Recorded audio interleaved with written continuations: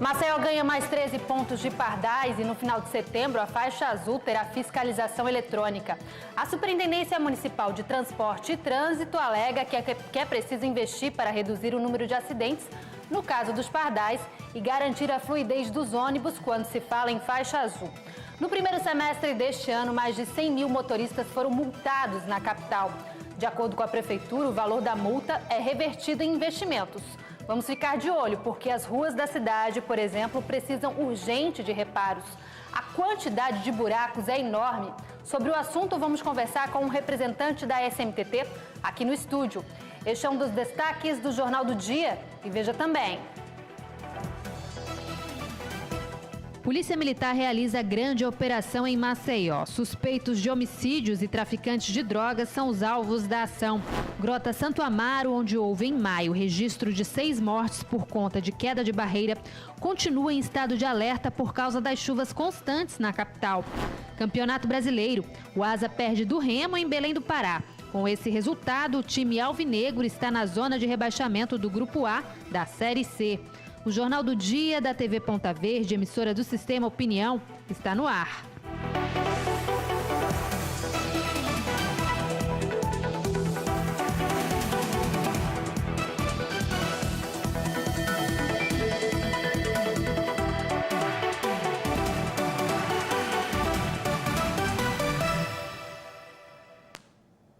Boa tarde. A Polícia Militar ocupou hoje pela manhã a Vila Ematé, na região norte de Maceió. Segundo a PM, o local estava dominado por suspeitos de tráfico e homicídios. Por volta das 9 horas da manhã, as viaturas deixam a sede da Academia da Polícia Militar num grande comboio para cumprir mandados de busca e prisão na região norte de Maceió. Antes de chegar à Vila Ematé, viaturas atolam na ladeira. A polícia segue a pé. Do alto, o helicóptero dá apoio.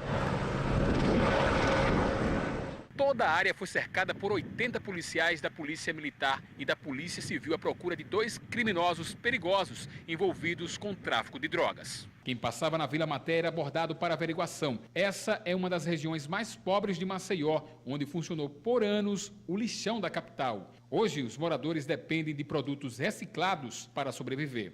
Tudo isso que você comprou aqui veio da reciclagem? Esse aqui foi o que acho no depósito e trago para comer. O quê? O pimentão? Sim, isso aqui, ó. Isso aqui é tudo que eu acho. Você acha isso aqui? Essas marcas aqui de... Não tá vencido não, estragado não? Tá, mas é desse ano ainda. Vera Lúcia mora na região há muito tempo. Ela garante que o local é seguro. Como é? Violenta essa região aqui? Não, não.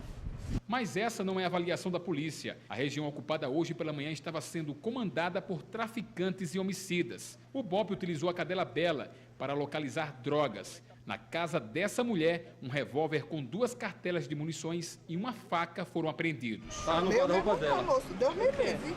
Não vivo disso não. O guarda-roupa é meu, mas nem disso eu sei. A senhora vai ser presa no lugar do... Eu vou. Agora quem fez isso eu vou descobrir. A operação ainda está em andamento. O capitão Otávio, que comanda a Operação Grécia, confirma o número de prisões e do material apreendido até o início da tarde. Já foram presos 3 alvos, né? E uma senhora que estava com arma de fogo em sua residência. E uma moto que foi encontrada aqui com queixa de roubo. E os taxistas estão muito preocupados com a desativação de um PM-Box localizado em Guaxuma, também no litoral norte da cidade. Eles temem que a falta de policiais facilite a ação de bandidos. Os moradores da região também estão com medo. Quem trafega pelas estradas ou mora às margens das rodovias sabe bem a importância de um PM-Box. Aqui em Alagoas, alguns deles estão desativados, como esse aí, que fica em Guaxuma. O local foi todo depredado por vândalos. Apenas as paredes ainda estão de pé. Os moradores da região temem outras ações como esta e reclamam da insegurança. Seu Dimas já foi roubado 3 vezes. Muita insegurança, porque principalmente depois que desativou esse posto aqui, até os veículos mesmo aqui não respeitam ninguém, certo? A desativação desse posto aqui foi um caos pra gente. Na L-101 Sul, esse posto que fica próximo à ponte de Valdo Suruagi, tem policiais, mas nenhuma blitz está sendo realizada no momento da reportagem. Os carros passam livremente. Para os motoristas e principalmente os taxistas, que são alvos constantes da ação dos criminosos, postos policiais como este garantem mais segurança. A desativação deles ou a falta de realização de blitz remete medo aos profissionais das estradas.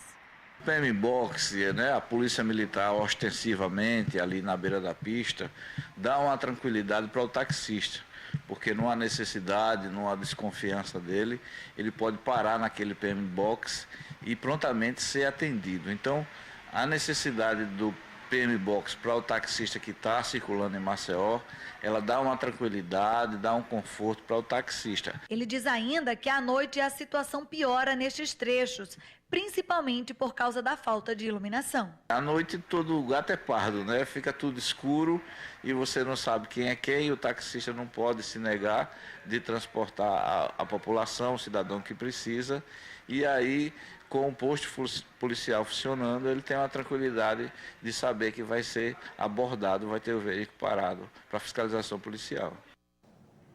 Bom, nós não conseguimos falar com a assessoria da PM sobre o PMBOX. O juiz substituto Renato Borelli, da 20ª Vara Federal do Distrito Federal, suspendeu hoje o aumento de tributos sobre os combustíveis. A decisão vale para todo o país. A Advocacia Geral da União informou que vai recorrer. Na liminar, o juiz cita, entre outras ilegalidades, o não cumprimento do prazo de 90 dias entre a edição da norma e a entrada dela em vigor.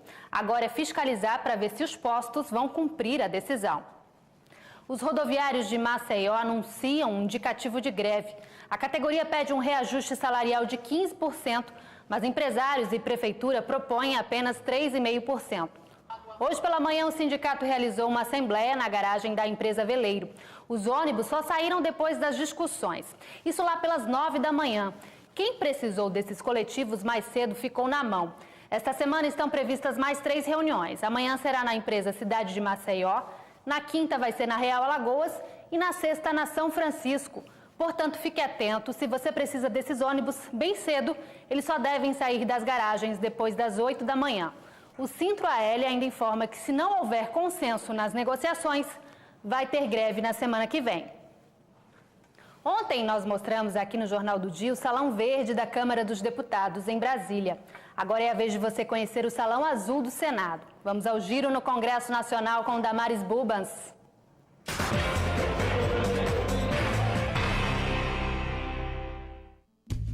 Representando o Senado Federal, o Salão Azul, assim como na Câmara, leva esse nome por causa da cor do carpete. O local é via de acesso a 3 espaços fundamentais para o funcionamento da casa: o plenário, o gabinete do presidente do Senado e a secretaria-geral.